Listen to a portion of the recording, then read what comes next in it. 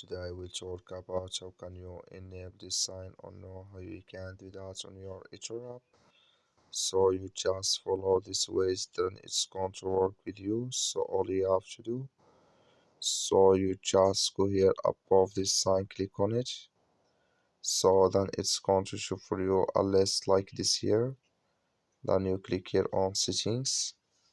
So then it's going to take you to next step here. Then all you have to do now, just click here on notifications here.